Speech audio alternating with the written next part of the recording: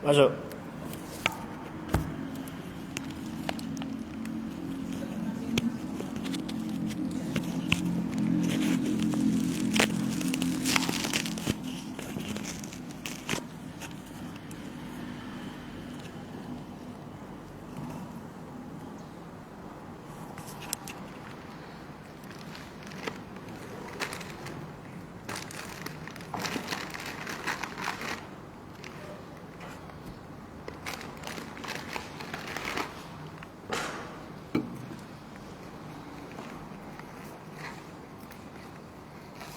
Gak ada yang ini bisa bantu baca hadisnya. Baca hadis bisa. Ya wis. Barangkali kan.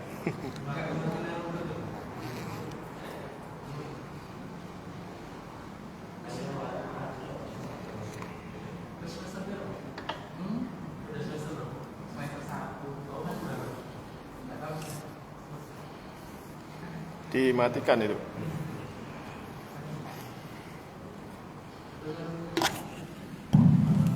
Tes.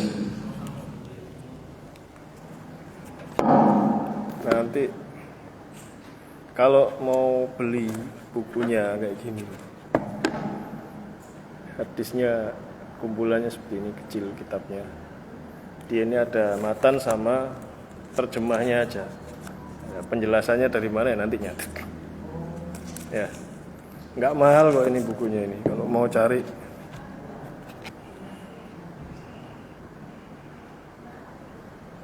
soalnya kalau nyatet hadis kan repot.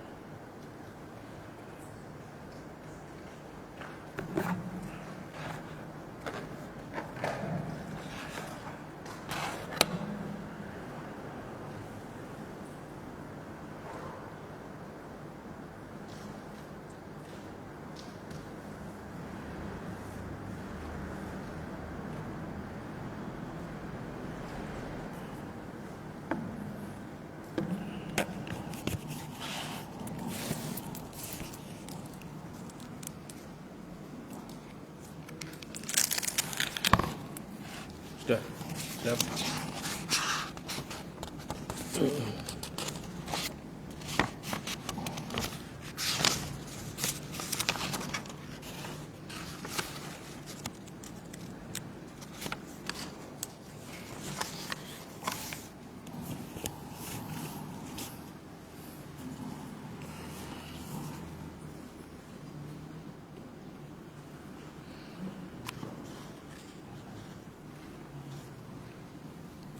Kalau butuh meja itu untuk mencatat bisa diambil. Kita mulai ya. Bismillahirrahmanirrahim. Assalamualaikum warahmatullahi wabarakatuh. Innal hamdalillah nahmaduhu wa nasta'inuhu wa nastaghfiruh wa na'udzu billahi min shururi anfusina wa sayyiati a'malina. Man yahdihillahu fala mudilla lahu wa man yudlil fala hadiya lahu.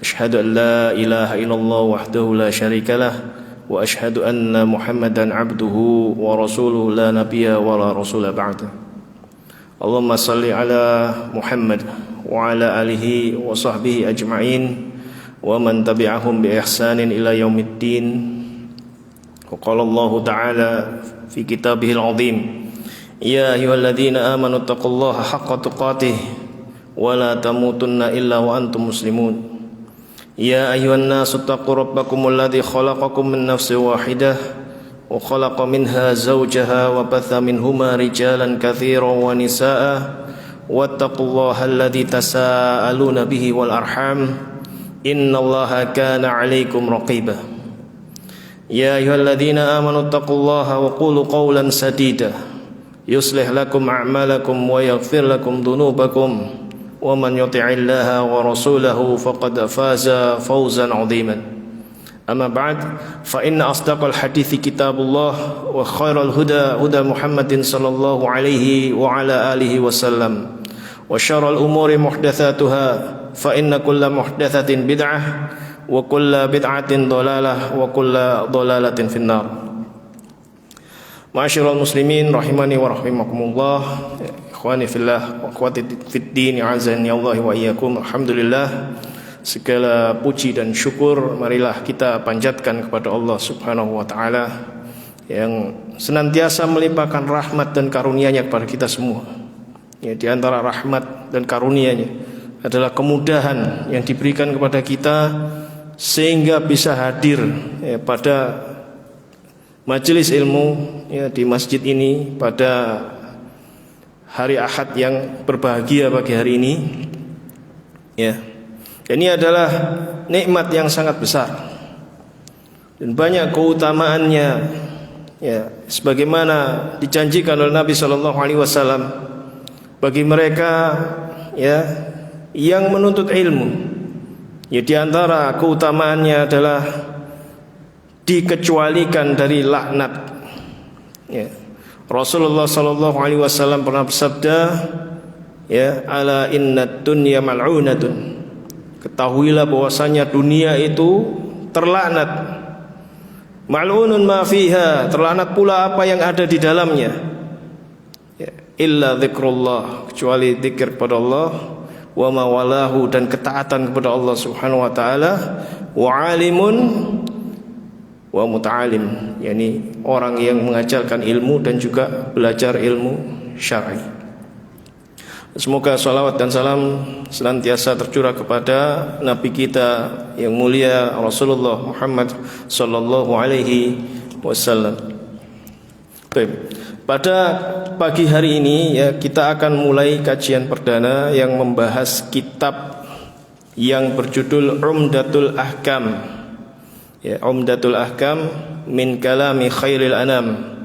Jadi kitab ini berisi tentang hadis-hadis yang sahih dari Rasulullah SAW berkaitan dengan hukum-hukum fikih.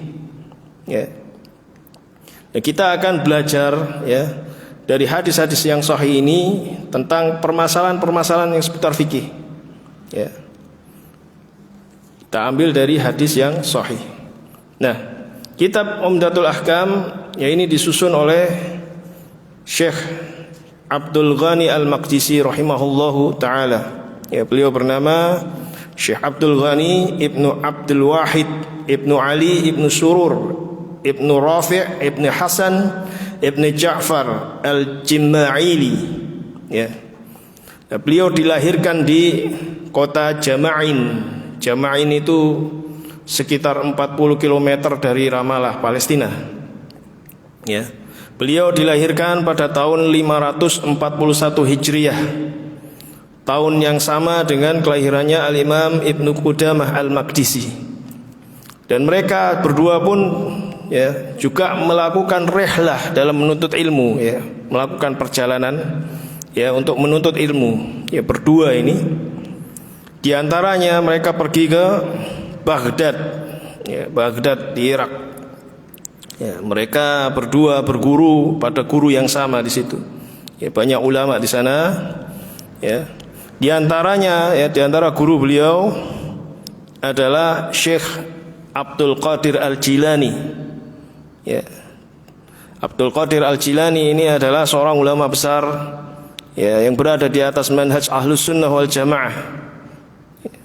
Beliau memiliki akidah yang lurus, tidak sebagaimana sering dikisahkan, banyak kisah-kisah dongeng yang beredar tentang beliau, tapi beliau berlepas diri dari itu semua. Kita bisa mengetahui bagaimana akidah beliau di antara dari kitab yang ditulis oleh beliau sendiri yang berjudul Al-Ghunyah. Di situ jelas apa dan bagaimana akidahnya.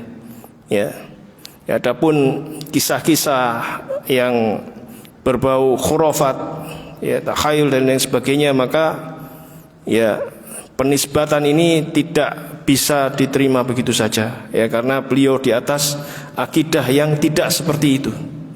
Ya, beliau berlepas diri dari akidah Asy'ariyah. Ya, sebagaimana jelas tertulis di dalam kitab beliau Al-Ghunyah. Dan beliau ini termasuk ulama yang faqih, ya, yang berilmu dan tidak hanya sekedar ahli ibadah.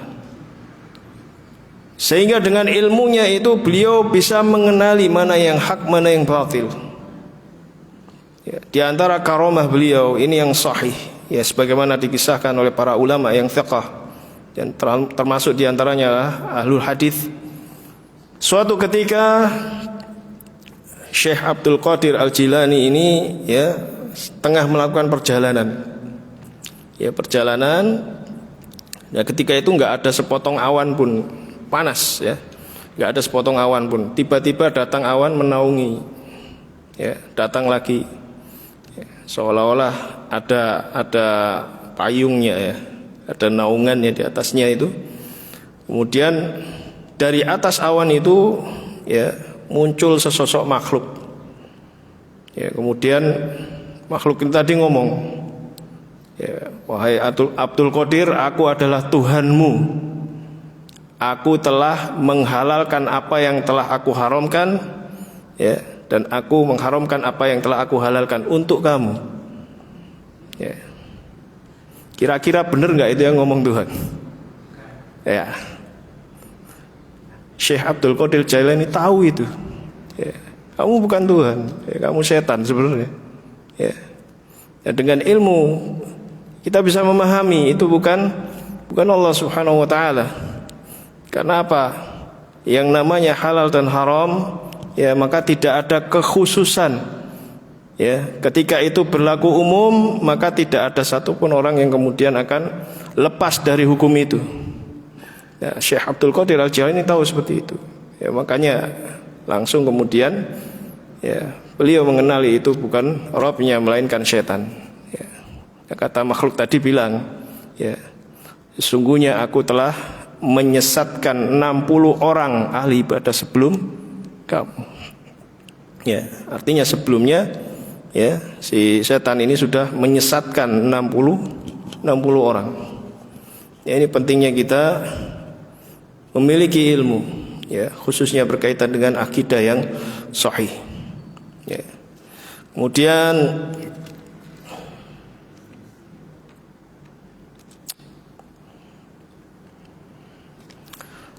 di antara negeri yang didatangi oleh Syekh Abdul Qadir Al-Jilani untuk menuntut ilmu, ya, beliau juga datang ke Syam, ya, dan beliau banyak menghabiskan waktunya di sana. Ya, sebelumnya dari Baghdad, ya, kemudian melakukan rihlah sampai Isfahan atau Asbahan, itu daerah Iran, ya, masuk wilayahnya Iran, kemudian ke Damaskus, wilayah Syria, ya, yang dulu ini masuk ke dalam kawasan Syam. Disitulah beliau banyak belajar, ya, menghabiskan waktunya, ya, kemudian menulis beberapa kitab, ya. Dan Syekh Abdul Ghani Al-Maqdisi ini dikenal oleh para ulama, ya, ya, dengan kecerdasannya, hafalannya yang bagus, ya, berkaitan dengan hadis, sehingga beliau dijuluki dengan sebutan Amirul Mukminin fil Hadis. Ya, Amirul Mukminin fil Hadis, ya, Amirul Mukmininnya di dalam perkara hadis. Ya, ini diantara pujian para ulama. Ya, disebutkan, ya, beliau disifati dengan ibadahnya yang bagus, ya, memiliki sifat wara', ya, kehati-hatian, ya, kemudian memiliki akidah yang baik. Dan inilah yang kemudian di antara kelebihan beliau, ya, sehingga kita memutuskan untuk mempelajari kitab ini, ya, karena beliau memiliki akidah yang lurus, ya. Karena tidak boleh kita belajar atau mengambil ilmu dari orang yang akidahnya tidak benar, ya, termasuk dalam urusan fikih, karena bisa bahaya, ya. Contoh misalkan bahayanya bagaimana, kita kan belajar fikih, belajar wudhu, belajar sholat, ya, nanti ada misalkan hukum-hukum berkaitan dengan jenazah, ada hukum berkaitan dengan membangun kuburan. Kalau akidahnya salah, ya otomatis fikihnya juga akan terkontaminasi, ya. Nah, ini diantara keunggulan dari kitab ini adalah penyusunnya itu memiliki akidah yang lurus, ya. Adapun kumpulan-kumpulan hadis, kitab-kitab yang memuat kumpulan hadis tentang hukum, tentang fikih itu banyak, ya. Dan diantaranya itu adalah kitab ini, Umdatul Ahkam ini, ya. Banyak kemudian seperti misalkan Bulughul Maram, ya, karya Al-Imam Ibnu Hajar Al-Asqalani, ya. Akan tapi yang membuat kita memilih menjatuhkan pilihan pada kitab ini untuk dikaji adalah diantaranya itu satu. Kemudian yang kedua, seluruh hadis yang ada pada kitab ini adalah hadis yang sahih, ya.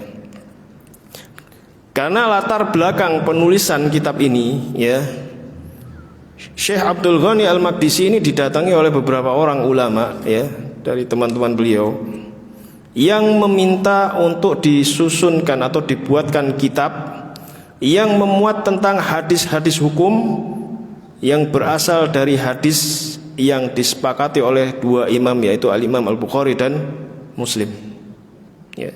Otomatis apa yang ada di dalam kitab ini semua hadisnya itu sahih. Nah, ini enaknya, jadi kita lepas dari khilaf para ulama, ya. Kita tidak mengatakan Bulughul Maram jelek, enggak, gitu loh. Cuman ada beberapa hadis di dalam kitab Bulughul Maram itu yang ada khilaf antara sahih atau tidaknya hadisnya. Nah, kita tidak ingin berpolemik, gitu loh. Yang kita butuhkan di sini kan, apalagi panjenengan ini kan mu'alaf yang belajar, kita butuh ilmu yang kemudian untuk diterapkan.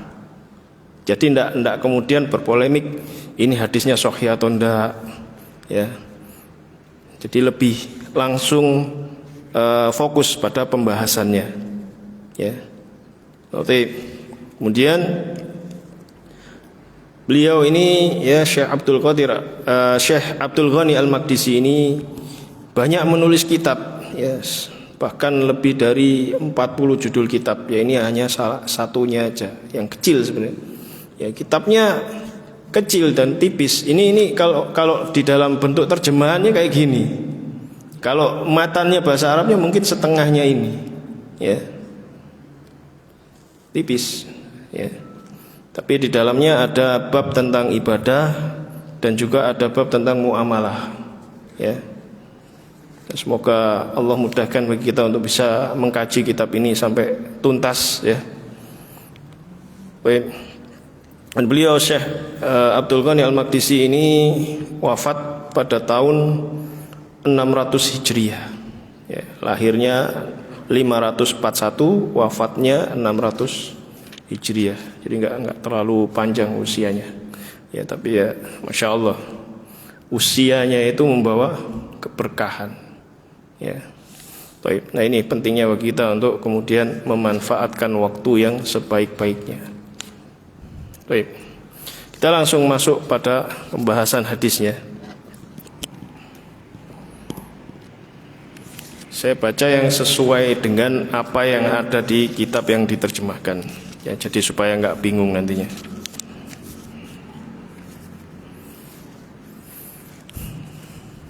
Pertama, ya, Kitabut Thaharah, ya, Kitabut Thaharah.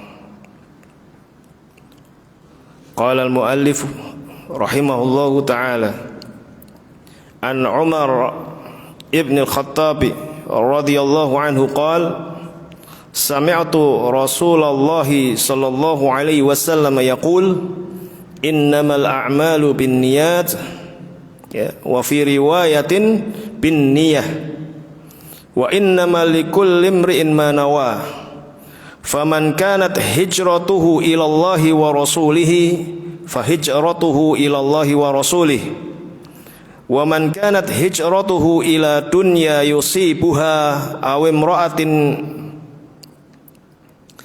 yatazawwajuha fa hijratuhu ila ma hajara ilaih. Dari Umar bin Al-Khattab radhiyallahu anhu, ya, beliau berkata bahwasanya dirinya mendengar Rasulullah sallallahu alaihi wasallam bersabda, sesungguhnya amal perbuatan itu tergantung dengan niatnya. Ya, yang pertama ini dengan lafaz jamak, kemudian yang dalam riwayat yang lainnya dikatakan dengan niatnya, yakni dengan bentuk tunggal. Ya, yang pertama niat, yang kedua niyah. Ya. Setiap orang hanyalah akan mendapatkan apa yang diniatkannya. Ya, barang siapa yang berhijrah karena Allah dan Rasulnya, pahalanya adalah hijrah karena Allah dan Rasulnya. Barang siapa yang hijrahnya karena dunia yang hendak diraihnya atau karena wanita yang hendak dinikahinya, maka pahalanya sesuai dengan niatnya. Ya. Ini dari Sahih Bukhari, ya, juga diriwayatkan oleh Imam Abu Dawud dan yang lainnya. Ya. Pada awal babnya beliau menyebutkan judul babnya adalah Kitabut Thaharah. Ya. At-Thaharah. Apa artinya thaharah? Bersuci, ya, secara gampangannya bersuci. Ya, at-thaharah, ya, secara bahasa itu berarti an-nadhafatu wan-nadhahatu minal ahadits, ya. Kebersihan, ya, dan kesucian dari hadas-hadas. Adapun secara istilah, ya, thaharah itu bermakna raf'ul hadatsi au izalatun najis, ya, yaitu mengangkat hadas dan juga, ya, menghilangkan najis. Ini dibedakan antara hadas dengan najis. Ya, nanti ada pembahasannya tersendiri insyaallah. Sabar. Baik. Nah, kenapa penulis, ya, menyebutkan babnya dengan kitab Thaharah dan meletakkannya di awal kitab ini?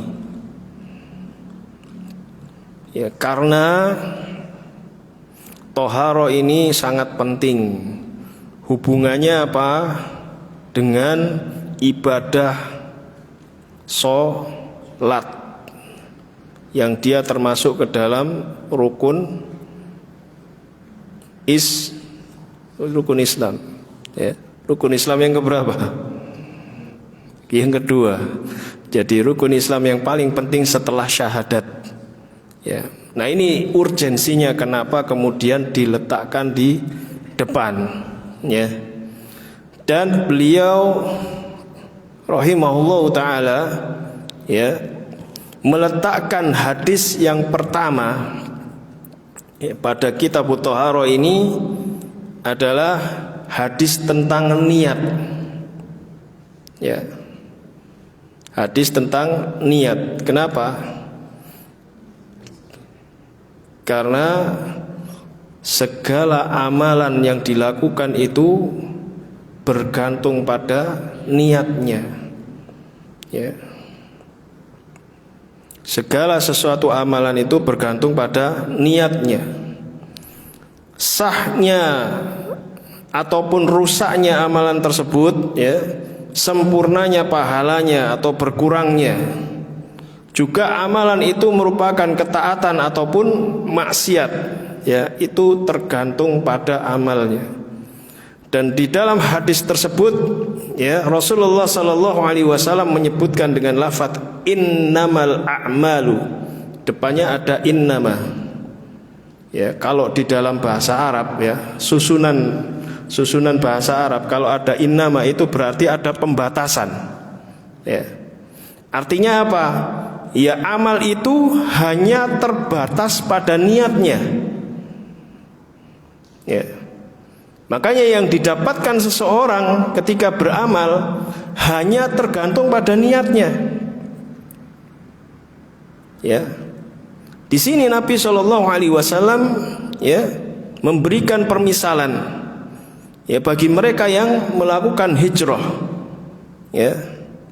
Kalau seseorang itu hijrahnya karena Allah Subhanahu wa taala dan Rasulnya, ya, maka dia akan mendapatkan pahala yang sempurna. Ya.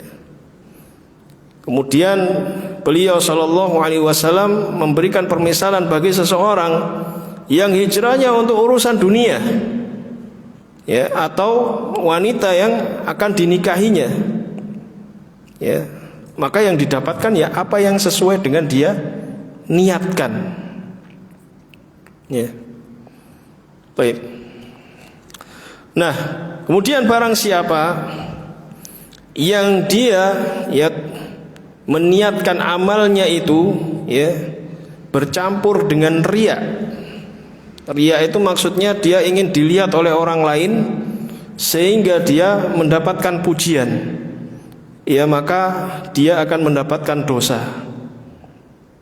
Ya. Dan amalnya tidak diterima. Ya. Misalkan ada orang yang dia berjihad. Ya, ini permisalan yang lainnya. Dia berjihad di jalan Allah.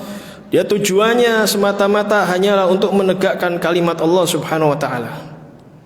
Ya, meninggikan kalimat Allah. Ya, maka apabila niatnya hanya itu, dia akan mendapatkan pahala yang sempurna. Ya. Nah, apabila ada orang yang dia berjihad itu selain untuk menegakkan atau meninggikan kalimat Allah, dia juga berniat untuk mendapatkan ghanimah atau harta rampasan perang. Ya. Boleh nggak seperti itu? Boleh, dia tidak berdosa. Akan tetapi pahalanya tidak sama dengan orang yang benar-benar meniatkan untuk ya jihadnya itu untuk meninggikan kalimat Allah. Sedangkan orang yang dia jihadnya niatnya itu hanya untuk mendapatkan ghanimah saja, ya, maka orang tersebut tidaklah mendapatkan pahala dan keutamaan orang yang berjihad. Ya, ini sedikit perumpamaan. Dari niat inilah kemudian bisa dibedakan antara mana yang ibadah, mana yang bukan ibadah. Contoh, orang berpuasa itu dia bisa bernilai ibadah, bisa enggak? Kalau orang misalkan dia berniat, memang saya mau puasa sunnah, ya, mau puasa sunnah, kemudian sahur dan lain sebagainya, ya. Kemudian yang kedua ada orang dia puasa juga sama, tapi niatnya apa? Dia puasa nggak boleh makan, nggak boleh minum karena akan operasi. Nah, ini beda, ya, beda, tidak mendapatkan keutamaan atau pahala yang sama. Ya. Kemudian dia amal ini juga niat ini juga untuk membedakan antara ibadah yang dilakukan itu ibadah wajib ataukah ibadah sunnah.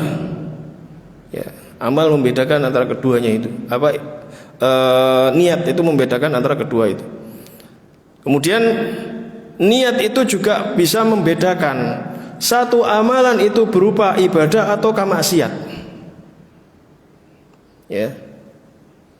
Maaf, apakah amalan itu ya maksiat ataukah bukan? Sebagai contoh misalkan antum datang ke kuburan, ziarah kubur. Kemudian di situ kunci kontak motornya hilang. Dicarilah kemudian di sekitar kuburan itu, muter kayak orang tawaf misalkan. 7 kali baru ketemu, alhamdulillah, ya. Kemudian pulang. Nah, ada lagi orang yang kedua, dia sengaja datang ke kuburan itu, ya, karena diyakini kuburan itu bisa memberikan manfaat dan mudarat, dan dia sengaja tawaf keliling kuburan itu, ya, untuk apa? Mengharapkan keberkahan, dan dia berharap agar didekatkan dirinya kepada Allah dengan sedekat-dekatnya. Di situ dia menyampaikan hajatnya, ya. Nah, ini amalnya seperti itu. Kedua-duanya amalnya sama, tapi niatnya berbeda. Maka orang yang pertama dia nggak dapat dosa, sedangkan orang yang kedua dia dapat dosa. Ya, nah, ini penting untuk diingat. Ya, kemudian, ya, faedah yang kedua yang bisa kita ambil dari hadis ini, bahwasanya niat itu merupakan syarat yang mendasar pada setiap amalan. Ya, akan tetapi kita tidak boleh berlebih-lebihan dalam menghadirkan niat itu, sehingga ya akan menimbulkan rasa was-was. Wah, saya tadi sudah niat apa belum? Ya. Saya tadi sudah niat, misalkan mau sholat duhur tadi, misalkan, ya, apakah sudah niat sholat duhur atau belum? Nah, ini kalau berlebih-lebihan maka akan menimbulkan rasa was-was. Ya, nggak perlu berlebih-lebihan. Nah, faedah yang ketiga, bahwasanya niat itu tempatnya adalah di hati. Ya, niat itu tempatnya adalah di hati. Maka niat ini termasuk amalan qalbu, dan pelafalannya, mengucapkan niat ini adalah bid'ah. Ya, kita sudah belajar tentang definisi ibadah. Ya, apa masih ingat yang kemarin kita bahas di kajian Khud Aqidatak? Ada yang ingat definisinya ibadah itu apa? Ismun jami'un likulli ma yuhibbuhu Allah wa yardahu minal a'mali wal aqwali. Ya. Ya, satu ungkapan yang menyeluruh terhadap apa-apa yang dicintai oleh Allah, baik dalam bentuk ucapan dan perbuatan. Ya, segala sesuatu yang dicintai oleh Allah, ya, baik dalam bentuk ucapan maupun perbuatan. Ya. Dari mana kita tahu satu amalan itu dicintai oleh Allah? Dari mana? Dari perintah Allah Subhanahu wa ta'ala dan juga Rasulnya yang mengabarkan. Ya. Kemarin kita sudah bahas, ayo ingat-ingat. Ini mengulang-ulang materi yang sudah lewat. Oleh sebab itu Rasulullah sallallahu alaihi wasallam bersabda, "Man 'amila 'amalan laisa 'alaihi amruna fahuwa raddun." Barang siapa yang dia beramal, ya, yang tidak ada perintahnya dari kami, maka amalan tersebut tertolak. Ya. Jelas sampai di sini. Dari mana kita bisa tahu kalau Allah mencintai amalan tersebut? Allah memerintahkannya baik di Al-Quran maupun melalui lisan Nabi-Nya Sallallahu Alaihi Wasallam. Ya, ingat, ibadah itu yang dicintai oleh Allah, bukan yang kita sukai. Ya, ini kaidah yang harus sering diingat. Ya. Sehingga ketika disebutkan kata bid'ah tidak alergi. Karena penting, ya, kita harus menjaga kemurnian agama kita. Ya, kalau terkotori dengan bid'ah maka ya akan nggak karu-karuan. Ya. Nah, yang dimaksud dengan bid'ah itu apa sih? Ya, berkata Al-Imam Asy-Syatibi rahimahullahu ta'ala dalam kitab beliau Al-I'tisam, yang dimaksud bid'ah itu adalah thariqatun fid din mukhtara'atun tudahi syar'iyyata, ya, tata cara dalam agama yang sengaja dibuat dan menyerupai syariat, ya, tata cara dalam agama yang sengaja dibuat dan menyerupai syariat. Sengaja dibuat dan menyerupai syariat.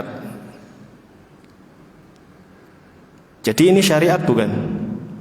Bukan, ya, karena dibuat. Sementara syariat tidak dibuat. Ya. Kemudian yuqsadu bisuluki 'alaiha al-mubalighatu fit ta'abbud lillahi subhanahu, dengan tujuan mengekspresikan dalam bentuk perbuatan yang bersandar padanya secara berlebih-lebihan, terutama dalam beribadah kepada Allah Subhanahu wa ta'ala. Saya ulangi lagi, tata cara dalam agama yang sengaja dibuat dan menyerupai syariat. Lagi saya ulangi, tata cara dalam agama yang sengaja dibuat dan menyerupai syariat dengan tujuan mengekspresikan dalam bentuk perbuatan, ya, dengan tujuan mengekspresikan dalam bentuk perbuatan yang bersandar padanya secara berlebihan, terutama dalam beribadah kepada Allah Subhanahu wa ta'ala. Kata Nabi sallallahu alaihi wasallam apa? Kullu bid'atin dhalalah, seluruh bid'ah semuanya itu sesat. Kalau disebutkan seperti itu, ada enggak bid'ah yang baik kira-kira? Ada enggak? Ya. Kata Ibnu Mas'ud radhiyallahu anhu apa? Kullu bid'atin dhalalah wa in ra'ahan nasu hasanah. Semua bid'ah itu sesat sekalipun manusia itu memandang baik. Ya. Makanya Al-Imam Malik rahimahullahu taala, ya, beliau pernah berkata, "Man ibtada'a fil islami bid'atan yaraha hasanatan." Ya, barang siapa, ya, yang berbuat bid'ah di dalam Islam yang kemudian dia menyangka bahwasanya bid'ah itu adalah sesuatu yang baik, ya, kata Imam Malik apa? Faqad za'ama anna Muhammadan sallallahu alaihi wasallam khana risalah. Maka sungguh dia telah menuduh, ya, bahwasanya Rasulullah sallallahu alaihi wasallam telah berkhianat terhadap syariat. Ya. Li'anna Allah yaqul, sebab Allah Subhanahu wa taala berfirman, "Al-yauma akmaltu lakum dinakum." Pada hari ini telah aku sempurnakan, ya, bagimu agamamu. Ya, artinya ketika ayat itu turun, Islam itu sudah sempurna dan tidak butuh tambahan lagi. Ketika orang membuat sesuatu yang baru, itu sama saja menuduh Rasulullah SAW belum menyampaikan syariat tersebut. Dan ini tuduhan yang keji kepada Rasulullah SAW. Ya. Kemudian Imam Malik menjelaskan, ya, fama lam yakun yauma idzin dinan fala yakunu yauma dinan. Maka apa-apa yang pada hari itu, ketika ayat itu turun, ya, bukan termasuk di dalam agama, ya, bukan merupakan bagian dari agama, niscaya pada hari ini pun, ya, bukan termasuk bagian dari agama. Sampai kiamat pun gak akan jadi bagian di dalam agama. Ya. Nah ini yang perlu kita ingat, ya. Termasuk diantara bentuk bid'ah itu adalah melafadzkan niat, ya. Baik. Kemudian faidah yang keempat dari hadis ini, ya, wajibnya kita mewaspadai dari riya dan sum'ah serta beramal untuk tujuan dunia. Ya. Riya tadi apa? Beramal agar dilihat orang kemudian dipuji. Ya, kalau sum'ah apa? Sum'ah itu hampir sama dengan riya, tapi dia ingin agar manusia ini nanti membicarakan dia, ya. Membicarakan apa yang diamalkannya. Ya. Ya, sebab itu semua, ya, perkara-perkara itu tadi, ya, bisa merusakkan ibadah.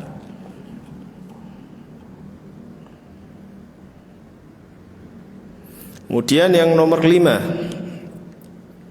faedah yang kelima, ya, wajibnya kita perhatian terhadap amalan hati. Ya, wajibnya kita perhatian terhadap amalan hati, ya, dan mewaspadai pembatal-pembatalnya. Dan kita harus tahu ada yang berusaha untuk mengincar amalan ini. Siapa itu? Setan. Ya. Setan akan berusaha menggoda kita supaya tidak ikhlas dalam beramal. Ya, sehingga menimbulkan apa? Riya itu tadi. Ya. Maka di sini kita berlindung kepada Allah Subhanahu wa taala. Ya. Kemudian faedah yang nomor 6, yaitu bahwasanya hijrah, ya, dari negeri syirik menuju ke negeri Islam itu merupakan, ya, di antara ibadah yang utama. Apabila niatnya, ya, adalah untuk mengharapkan wajah Allah Ta'ala. Ya. Nah, sebagai orang Islam kita harus meyakini, ya, di antara akidah orang Islam adalah meyakini bahwasanya Allah Subhanahu wa taala memiliki wajah. Akan tetapi wajahnya Allah tidak serupa dengan wajah makhluk. Ya. Bagaimana bentuknya kita nggak tahu. Allah hanya mengabarkan seperti itu. Maka wajib bagi kita untuk mengimaninya. Ya. Di antaranya, ya, dalilnya adalah surat Ar-Rahman. Surat Ar-Rahman ayat 27. Wa yabqa wajhu rabbika dzul jalali wal ikram. Ya. Dan tetap kekallah wajah Rabbmu yang memiliki, ya, keagungan dan kemuliaan.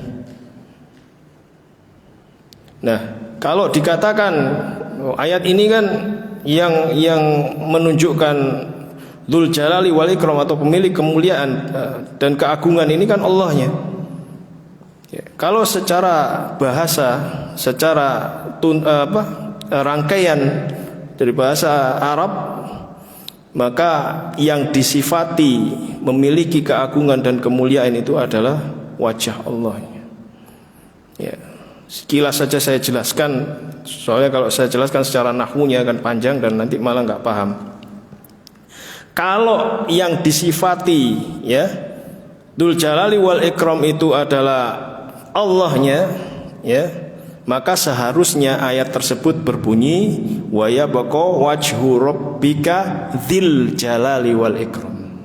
Beda. Ya, itu kalau secara bahasa Arab seperti itu.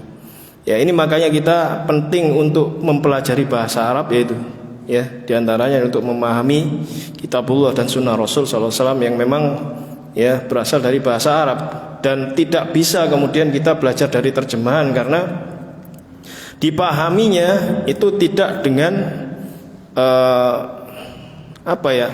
dengan kaidah bahasa Indonesia, enggak. Karena kaidah bahasa Arab ada sendiri, ya, beda. Begitu, itu penting sekali untuk kemudian kita ketahui. Kemudian tentang hijrah, ya, tentang hijrah, maka di sini ada dua makna. Yang pertama makna yang umum. Ya, makna yang umum itu hijrah dari negeri kafir, ya, atau negeri syirik menuju ke negeri Islam. Ya. Kemudian yang makna khusus adalah hijrah dari Mekah ke Madinah. Adapun hijrah dari Mekah ke Madinah, ya, ini syariatnya sudah tidak berlaku sejak Fathu Makkah. Ketika Mekah sudah ditaklukkan, maka tidak ada lagi kewajiban untuk hijrah, ya, ke Madinah. Adapun mengenai hijrah yang bermakna umum, ya, jadi hijrah dari negeri kafir ke negeri Islam, maka ini masih berlaku sampai hari kiamat, ya, berdasarkan riwayat, ya, sebuah hadis yang diriwayatkan oleh Imam Abu Dawud, ya, bahwasanya Rasulullah SAW bersabda, la tanqati'ul hijrah hatta tanqati'ut taubah, hatta tanqati'at taubah, wa la tanqati'ut taubah hatta tatlu asyamsu minal maghribiha. Ya, tidaklah terputus hijrah sampai terputusnya taubat, dan tidaklah taubat itu terputus sampai terbitnya matahari dari arah barat. Artinya sampai kiamat masih tetap berlangsung, ya. Nah, hijrah ini menjadi wajib apabila ada dua keadaan pada diri manusia itu, ya. Yang pertama, ketika dia berada di negeri kafir itu tidak bisa menunjukkan keislamannya, ya. Misalkan nggak boleh sholat, nggak boleh pakai niqab, nggak boleh pakai kerudung, ya. Kemudian makannya semuanya bercampur dengan yang haram, ya. Tidak ada penyembelihan yang syar'i dan lain sebagainya, ya. Nah, kemudian keadaan yang kedua, apabila orang ini memiliki kemampuan untuk hijrah, maka akan jadi wajib. Dan yang perlu diingat, hijrah itu pindah dari negeri kafir ke negeri Islam. Jadi jangan pernah mengatakan, oh saya mau hijrah ke negeri kafir, enggak ada, ya. Hijrah kemana? Mau ke Amerika, misalkan seperti itu, bukan hijrah itu, ya. Bukan hijrah. Nah, kemudian dari hadis ini para ulama beristinbat, ya, tentang adanya larangan bagi umat muslim mendatangi negeri-negeri kafir, ya, kecuali dengan 3 syarat, ya. Kecuali dengan 3 syarat. Boleh datang ke negeri kafir kecuali dengan 3 syarat, ya. Yang pertama, dia memiliki ilmu yang mumpuni sehingga bisa mematahkan syubhat yang dihembuskan oleh orang kafir. Itu. Kemudian yang kedua, dia yakin memiliki agama yang kuat sehingga bisa mengekang syahwatnya. Karena kalau di negeri kafir akan dibukakan istilahnya zahratud dunya, ya.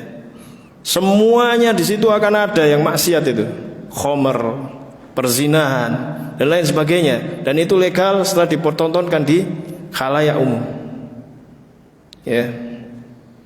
Nah, ini syarat yang ketiga, bahwasanya dia memiliki hajat, ya, yang dia harus pergi ke situ. Misalkan contohnya dia mau berobat, ya, misalkan mau operasi apa, ya, kalau jantung dulu nggak ada, sekarang sudah ada, ya. Mungkin pengobatan ini, misalkan pengobatan kanker, ya. Misalkan dia pergi ke negeri kafir, maka setelah berobat maka dia harus balik lagi langsung. Atau dia mau berdagang, ya, nggak apa-apa, tapi setelah berdagang dia balik lagi, ya. Tentunya dengan 2 syarat itu tadi yang di awal juga harus ada, ya. Kemudian misalkan menuntut ilmu, pengen belajar ilmu dunia, mungkin berkaitan dengan pengobatan, ya, berkaitan dengan virus dan lain sebagainya, yang itu hanya ada di negeri kafir, ya, yang mana ada maslahat yang besar untuk kaum muslimin, ya, maka yang seperti ini dibolehkan. Adapun orang yang dia ya datang ke negeri kafir itu sengaja hanya sekedar untuk rekreasi, piknik, berlibur, maka yang seperti ini dilarang di dalam Islam. Ya. Dan kelak akan dihisab harta yang dia pakai untuk liburan ke situ. Ya. Akan dihisab harta yang dipakai ketika dia liburan di situ. Baik. Nah, ini penting untuk kita ingat, ya. Soalnya dulu saya pernah tahu, ya, ada travel umroh yang mengadakan paket umroh plus kunjungan ke negara-negara kafir. Dulu, ya alhamdulillah sekarang saya tidak mendapati itu. Dulu pernah, ya, dulu pernah. Ya, nah kalau ada yang seperti itu dihindari, ya, itu dihindari karena bahaya. Ya, ini termasuk perbuatan dosa dan termasuk perbuatan menghambur-hamburkan harta dan membuang-buang waktu. Ya, ini sebagaimana disebutkan oleh para ulama. Baik. Kemudian kita masuk pada hadis yang kedua.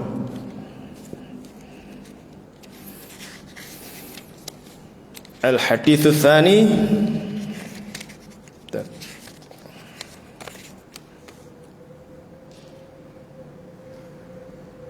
An Abi Hurairah radhiyallahu anhu qala Rasulullah sallallahu alaihi wasallam la yaqbalullahu salata ahadikum idza ahdatha hatta yatawadda. Ya, dari Abu Hurairah radhiyallahu anhu, ya, beliau menuturkan bahwasanya Rasulullah sallallahu alaihi wasallam bersabda, Allah tidak menerima salat seorang di antara kalian yang berhadas sebelum berwudu terlebih dahulu. Ya. Ini dari lafadznya Imam Bukhari dalam kitab Sahihnya, ya, juga diriwayatkan oleh Imam At-Tirmidzi dan yang lainnya. Ya, baik. Hadis ini diriwayatkan oleh sahabat Abu Hurairah radhiyallahu anhu. Ya. Sahabat Abu Hurairah ini termasuk periwayat hadis Nabi sallallahu alaihi wasallam yang paling banyak. Ya. Beliau yang paling banyak meriwayatkan hadis. Berapa hadis yang diriwayatkan? Ada yang tahu? 5.374 hadis. Berapa? 5.374 hadis. Ya. Nah, mengenai Abu Hurairah radhiyallahu anhu ini banyak tuduhan-tuduhan dan fitnah yang dialamatkan dari orang-orang kafir dan orang-orang liberal yang berusaha menafikan keberadaan Abu Hurairah.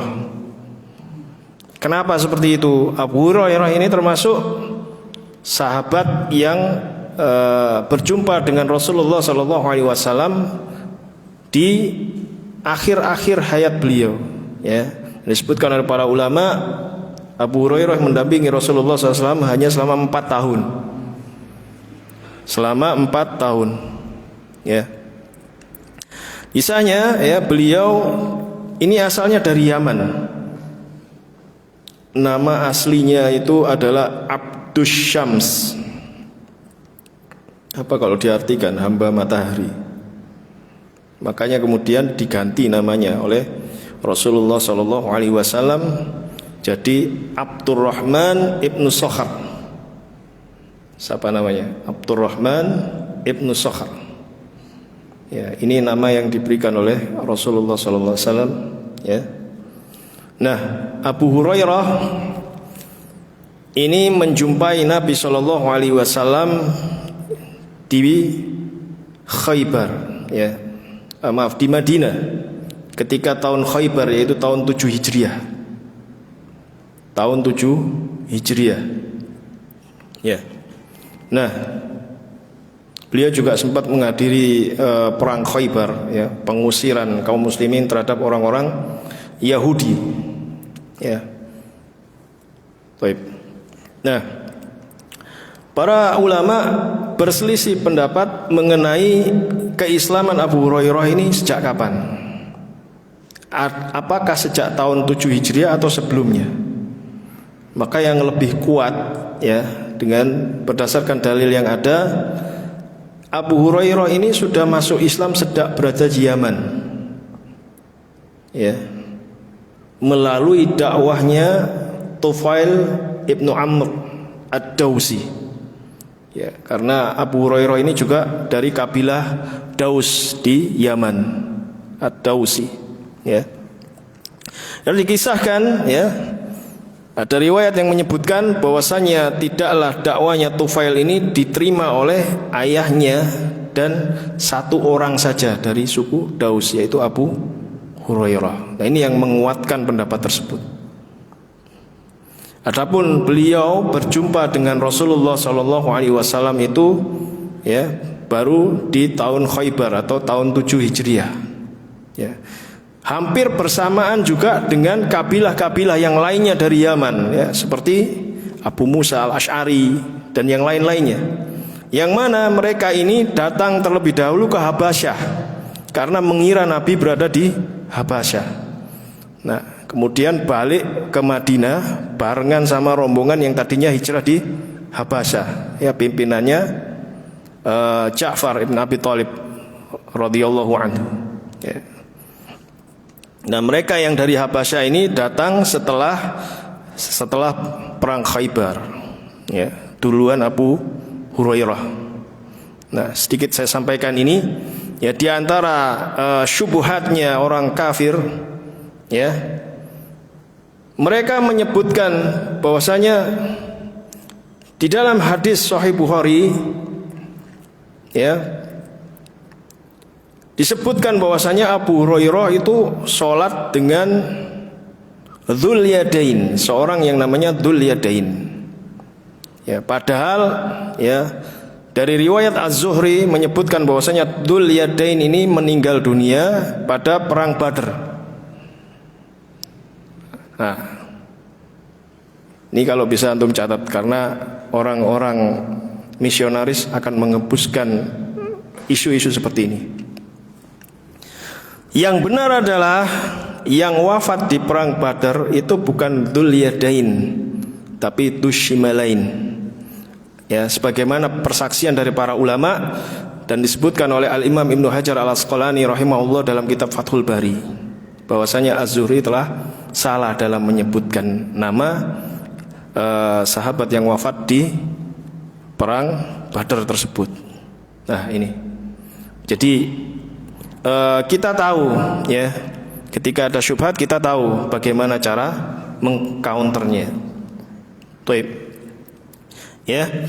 Nah, Yaman ini sebelum Islam datang ke Yaman, ya, Islam yang dibawa oleh para sahabat Rasulullah SAW, Yaman ini mayoritasnya adalah orang-orang ahlul kitab, ya, baik dari Yahudi maupun Nasrani, ya.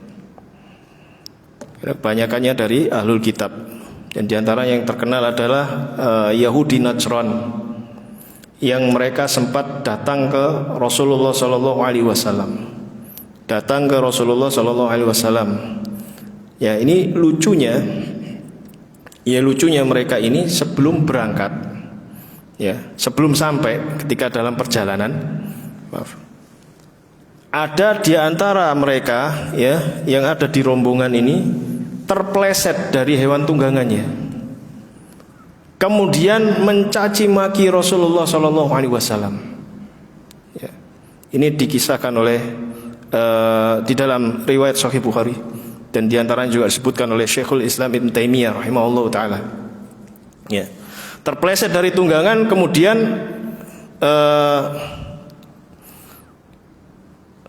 ini, ya, muncul ucapan sumpah serapah yang mencaci maki Rasulullah SAW.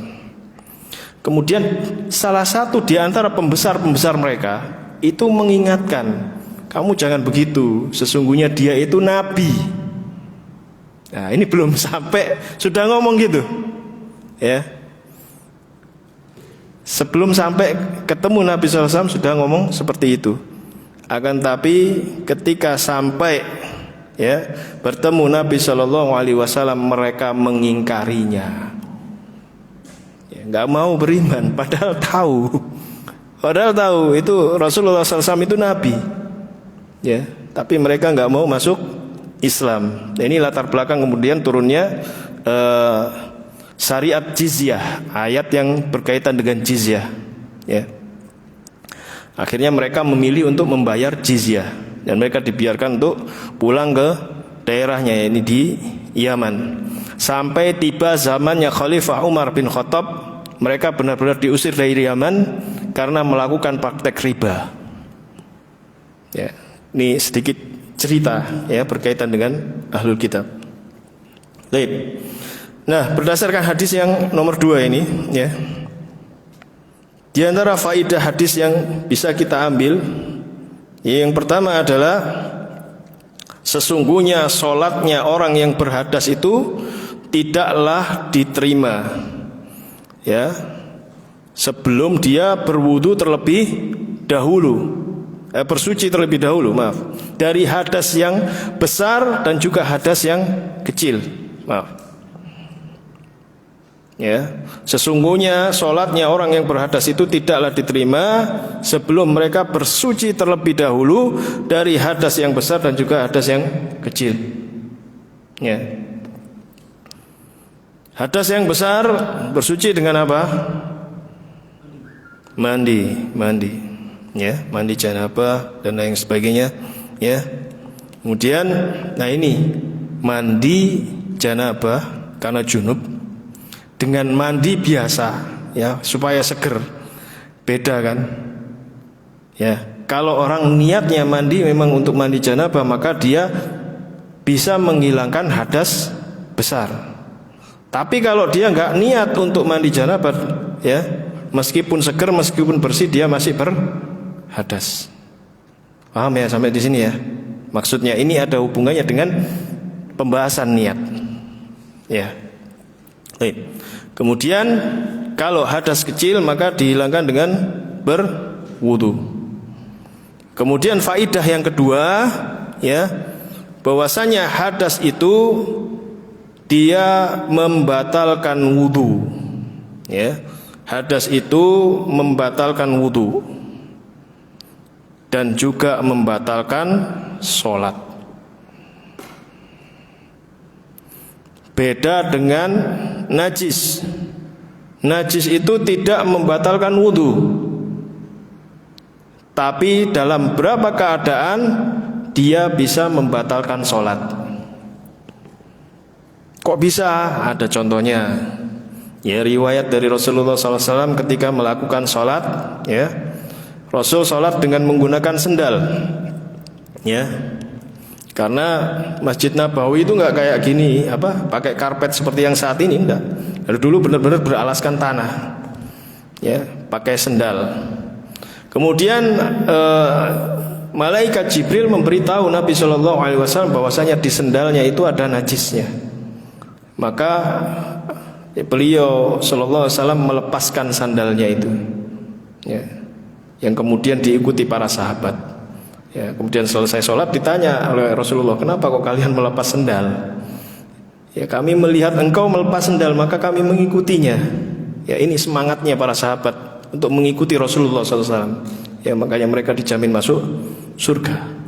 Ya, itu. Ya, makanya kemudian dijelaskan oleh Nabi, tadi saya itu diberitahu sama Jibril kalau di sendal saya itu ada najisnya, makanya saya lepas. Ya, nah ini harus dirinci. Ya, kalau misalkan kita lagi sholat, ya, kita tahu ada najis di pakaian kita dan memungkinkan untuk melepaskannya tanpa membuat aurat itu terlihat, maka itu tidak apa-apa. Kita lakukan itu yang baik. Ya, tapi kalau tidak bisa dilepas, kalau dilepas kelihatan auratnya, ya sholat terus itu tidak apa-apa. Ya, dimaafkan seperti itu. Nah kalau misalkan kita sholat sunnah ya di rumah misalkan, pakai baju ternyata loh ini kan bajunya tadi kena najis. Nah terus ingat saya tidak punya baju lagi, yang lainnya belum dicuci. Nah kalau gini gimana? Gini juga boleh tetap melakukan sholat ya, dan sholatnya tetap sah. Tapi kalau memungkinkan bagi dia untuk ganti baju yang lainnya, maka hendaknya dia batalkan sholatnya, ganti baju kemudian sholat lagi. Ya, ini perinciannya seperti itu. Ya, baik. Kemudian faedah yang ketiga, ya, maksudnya diterimanya amalan di sini adalah sahnya sholat, ya, dan apa? Kalau misalkan tidak diterimanya amal tersebut adalah tidak sahnya sholat dan juga tidak adanya pahala berkaitan dengan sholat tersebut. Ya, selain nggak sah, dia juga tidak mendapatkan pahala. Ya, dan dia tetap wajib untuk mengulangi sholat yang tadi. Bagaimana kalau kondisinya tidak tahu, selesai sholat baru tahu di situ ada najis, ya, lu iya, atau baru ingat lu ya tadi kan ada najis, ya karena lupa ini dimaafkan, ya karena tidak tahu itu juga dimaafkan, jadi tetap sah sholatnya. Tapi kalau tahu lah ini harus diganti tadi seperti tadi, ya. Kemudian faedah yang keempat, hadis ini menunjukkan bahwasanya toharoh itu merupakan syarat sahnya sholat. Ya, toharoh ini merupakan syarat sah sholat. Baik.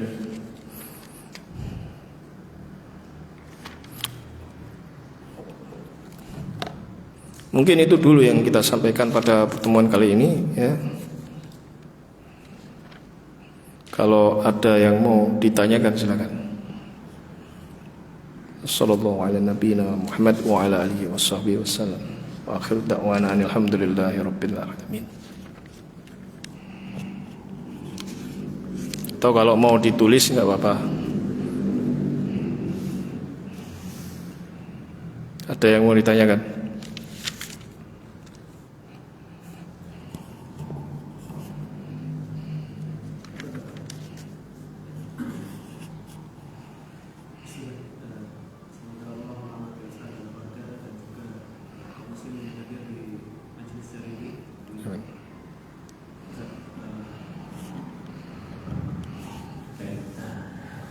Bismillah.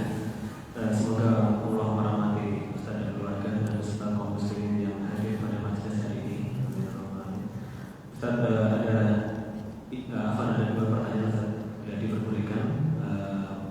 Ingin Anas tanyakan ke Ustaz. Yang pertama tadi pembahasan mengenai bid'ah, Ustaz. Nah ini kan ada satu apa? Yang digunakan sebagai landasan ya, oleh beberapa orang itu yang mengatakan bahwa nah kalau ada satu hal yang tidak ada batasannya kan sebenarnya sah-sah aja itu dilaksanakan kapan saja gitu, dalam artian contoh seperti yang kemarin sempat kami mengenai baca Al-Fatihah di setiap awal majelis itu saja. Nah ini kan ada satu yang menyampaikan ya kan baca Al-Fatihah bisa kapan aja. Jadi ya sebenarnya bebas-bebas saja mau dibaca kapan pun juga tidak ada masalah. Gitu. Nah, ini kan artinya ini kan cukup kalau untuk orang yang mungkin seperti anak yang masih sangat ibu-ibunya ini kan cukup kegoyang-goyang juga. Gitu. Nah ini bagaimana sebenarnya untuk mengetahui batasan itu tadi kapan hal yang katanya dikatakan sebagai hal yang tidak ada aturan mainnya. Berarti artinya itu bebas-bebas saja itu. Nah, artinya kan berarti artinya mau dilaksanakan sama saja tidak ada masalah gitu. Tapi kan sebenarnya apakah kemudian itu menjadi masalah juga ketika itu ada hal-hal tertentu yang mungkin jadi ukurannya misalnya.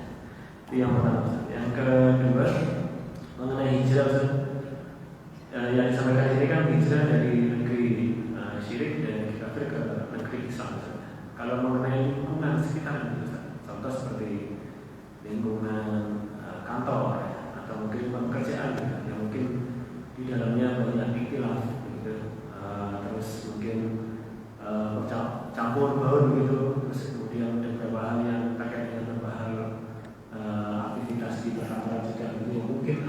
tidak nyaman ketika sebagai kaum muslimin yang bekerja di sana, itu ini menyikapinya bagaimana? Apakah kita tetap berupaya untuk melakukan amanah sebaik mungkin tapi dengan menjaga batasan, atau memang dipertimbangkan untuk bisa hijrah atau tanda petik berpindah atau bagaimana? Nah ini mungkin dua jurusan. Ya, bismillahirrahmanirrahim. Ya, yang pertama masalah bid'ah itu bagaimana batasannya? Kan kalau misalkan baca Al-Fatihah nggak ada larangannya gitu kan, seperti itu kan. Nah, kita kembalikan ke pembahasan ibadah. Ya, karena bid'ah ini kan berkaitan dengan ibadah, ya, bukan yang lainnya. Kita kembalikan ke definisi ibadah itu apa? Ismun jami'un likulli ma yuhibbuhullah wa yardahu. Itu yang paling penting itu. Dari mana antum sekalian bisa tahu kalau Allah mencintai perbuatan tersebut? Dari mana? Dari perintahnya. Oleh sebab itu semua yang diperintahkan oleh Allah itu dicintai oleh Allah. Ya, apa yang diperintahkan oleh Allah itulah yang dicintai oleh Allah. Allah memerintahkan sholat, itu tanya Allah mencintai perbuatan sholat. Ya. Nah, oleh sebab itu berkaitan dengan ibadah yang didahulukan bukanlah larangannya tapi perintahnya. Nah, ini kaidah. Ya. Jadi ibadah itu ya hukum asalnya terlarang sampai adanya dalil yang memerintahkan. Ini kaidah penting ya. Jadi berkaitan dengan ibadah kita ndak cari larangannya tapi cari perintahnya. Karena dari perintah inilah mengindikasikan Allah mencintai perbuatan tersebut. Makanya Nabi SAW bersabda, "Man amila amalan laisa alaihi amruna fahuwa raddun." Ya, makanya tadi saya sebutkan seperti itu ya. Barang siapa yang dia beramal yang tidak ada perintahnya dari kami, maka amalan tersebut tertolak. Artinya apa tertolak? Ya enggak dianggap, enggak dapat balasan pahala. Ya. Nah, ini intinya. Itu. Jadi ibadah adalah hal yang disukai sama Allah, bukan yang kita sukai. Ya. Dari mana kita bisa tahu Allah suka itu? Dari dalil, dari Allah memerintahkannya. Ya, kalau Allah perintahkan berarti Allah suka dengan perbuatan tersebut. Ya, misalkan, ya,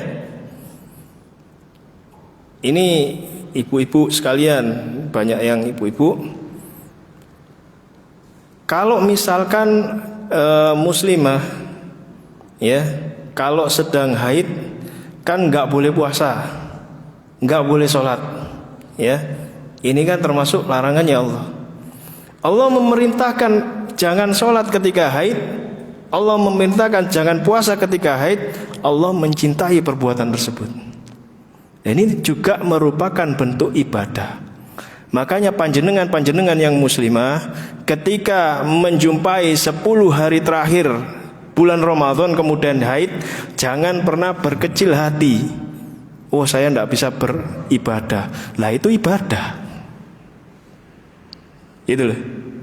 Dengan panjenengan yang muslimah ketika haid tidak puasa, tidak sholat, itu juga merupakan ibadah dan itu dicintai oleh Allah. Karena apa? Kok kita tahu itu ibadah? Lah Allah mencintai perbuatan tersebut. Kenapa? Allah memerintahkan. Ya, kita tahu perbuatan itu dicintai oleh Allah. Makanya kalau tidak diperintahkan ya tidak usah dilakukan. Karena kita tidak tahu ya perbuatan tersebut disukai tidak sama Allah kira-kira. Gitu loh. Bukan dikembalikan ke kita loh, ini kan baik loh. Ntar dulu ibadah ini yang nilai itu siapa? Allah. Kalau Allah mencintai, Allah perintahkan. Gitu loh. Kalau nggak ada perintahnya bagaimana ya nggak usah dilakukan karena apa syariat ini sudah lengkap, sudah selesai, nggak ada tambahan-tambahan. Kalau kita tambahi itu menandakan bahwasanya syariat ini belum sempurna, gitu loh. Ini pentingnya seperti itu, ya. Ini yang nomor 1 berkaitan dengan bid'ah, ya. Kemudian tadi ada sedikit yang belum saya sampaikan, bagaimana menyikapi para pelaku bid'ah. Maka ini tidak disamaratakan. Ya, ada para ulama menyebutkan misalkan seorang ahlul bid'ah harus dihajar, ya, nggak boleh kemudian kita menjawab salamnya. Nah, ini masing-masing punya tingkatan-tingkatan dan semuanya tidak sama. Ya, tidak semua pelaku bid'ah itu kita kemudian langsung hukumi dia sebagai ahlul bid'ah. Itu satu. Ya, kemudian tidak kita perlakukan mereka sama, tergantung kadarnya. Ya, seperti misalkan ada yang meninggal dari mereka kemudian diucapkan alhamdulillah. Ada seperti itu disebutkan oleh para ulama. Ya, di antaranya adalah ketika orang-orang Jahmiyah, ya, di zamannya Imam Ahmad bin Hambal itu meninggal, ya, mereka mengucapkan alhamdulillah. Karena apa? Mereka ahlul bid'ah yang mukafirah, yang mengeluarkan dari keislaman. Artinya apa? Enggak dianggap orang Islam, gitu loh. Ya, banyak kisah-kisah dari para ulama yang seperti itu. Kemudian kita enggak boleh kemudian menghadiri majelis ilmu mereka, kita nggak boleh mengambil ilmu dari mereka. Karena apa? Ya itu tadi, ya, karena mereka sesat dan menyesatkan. Takutnya apa? Kita terkontaminasi.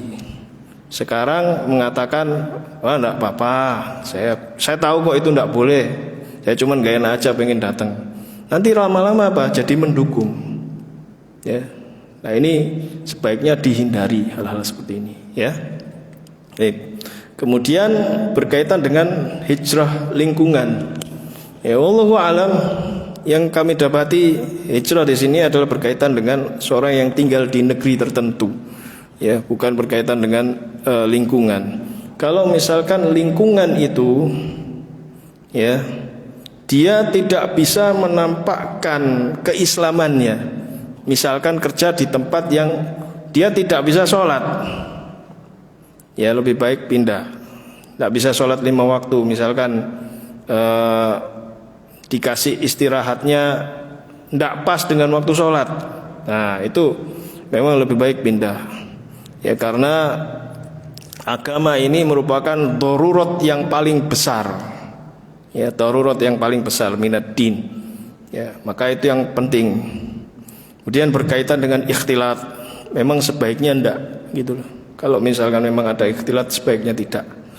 Karena perintah Nabi, perintah Allah Subhanahu wa taala, ya, wala taqrabuz zina, ya, dalam surat Al-Isra, ya, wala taqrabuz zina, janganlah engkau mendekati zina. Itu bukan berkhalwat tapi ikhtilat.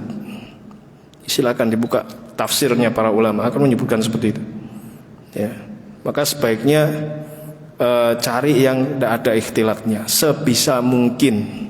Ya, kalau tidak bisa dihindari, ya diminimalkan, misalkan intensitasnya, ya, kayak misalkan ada anak kuliah, ya kan, kalau di sini kan dicampur antara laki-laki dengan wanita, mau nggak mau kan ikhtilat.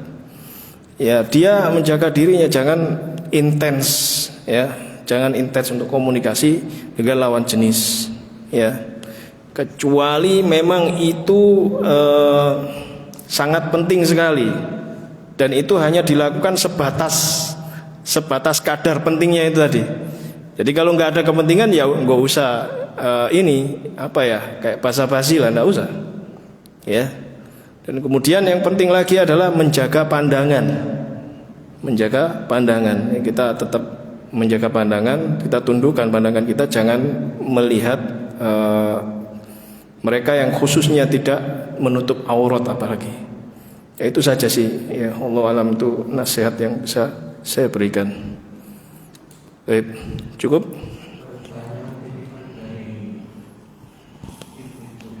Ya. Misal ada acara kantor, Ya. terus tujuannya adalah negara sebagai contoh Thailand. Kenapa? Acara kantor tapi Thailand bukan Thailand. Pergi ke Thailand gitu. Acara kantor misalnya Iya. Terus kemudian juga dewasa ini kan banyak yang juga beralasan healing.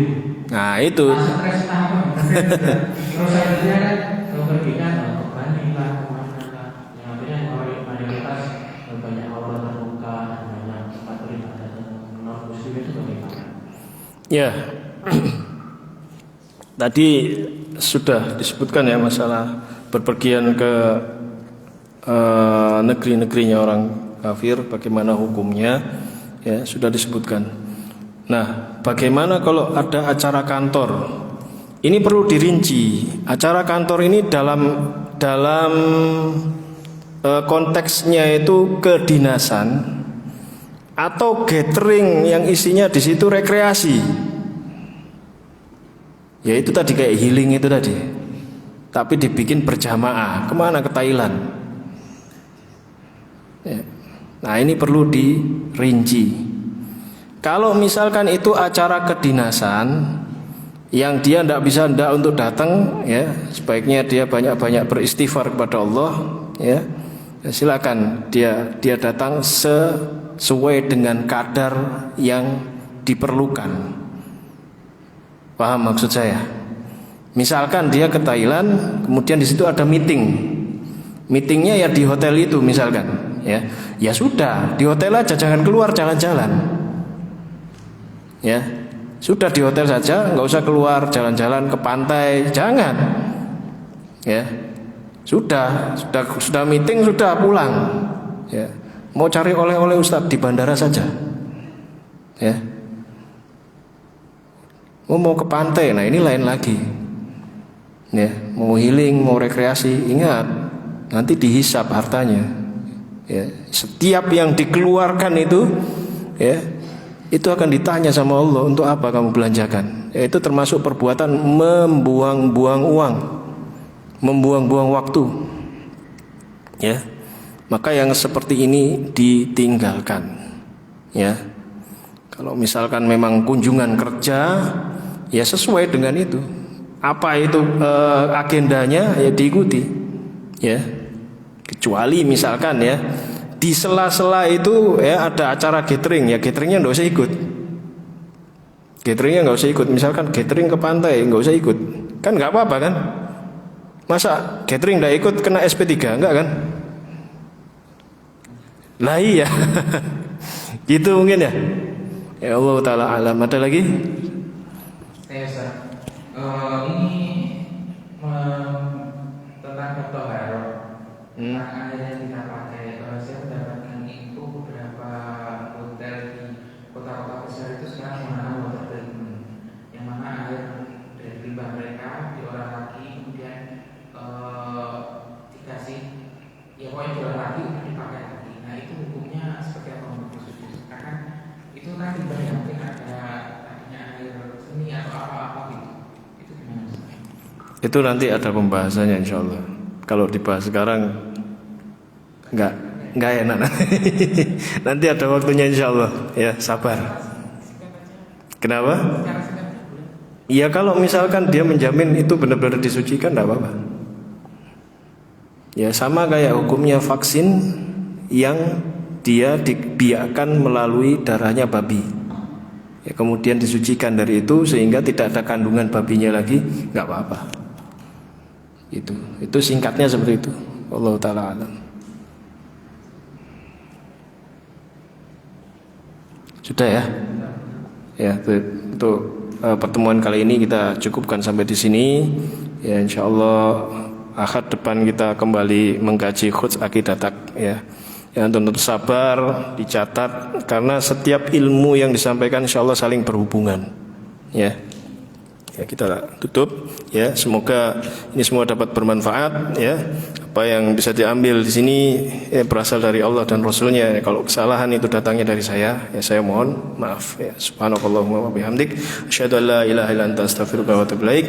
Wassalamualaikum warahmatullahi wabarakatuh.